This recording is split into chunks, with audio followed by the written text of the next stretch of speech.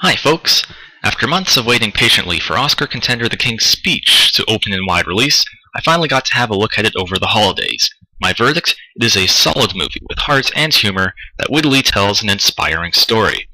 Colin Firth stars as the Duke of York, Albert Frederick Arthur George, or Bertie as his family calls him, who, having grown up as the younger of two brothers whose parents always preferred the eldest, has developed a nervous stammer as a result of his lifetime of fear and neglect.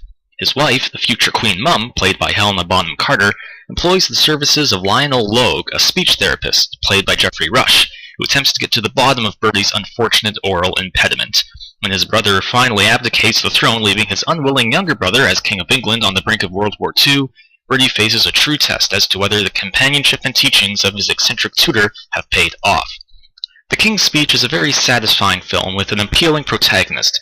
Colin Firth is quite excellent as Bertie, but not because he can perform a convincing stutter to earn our sympathy, it's because he gives just as much attention to Bertie's more prickly faults and imperfections, such as his quick temper and sense of social superiority.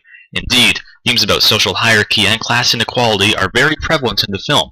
Screenwriter David Seidler draws focus to those issues in the way the characters are written, and director Tom Hooper draws focus to those issues in the way the film is shot and designed.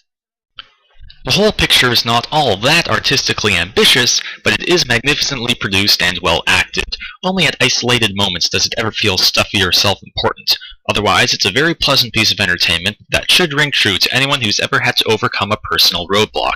I give The King's Speech 3 stars out of 4. This is my final video review of the year. I did catch up with many more movies over the holidays, but award season is now in full swing, so it's time to direct my attention to the ever-accelerating Oscar race. My next video, in a little more than a week's time, will attempt to predict the winners of this year's Golden Globe Awards, which are being held on January the 16th. Ta for now.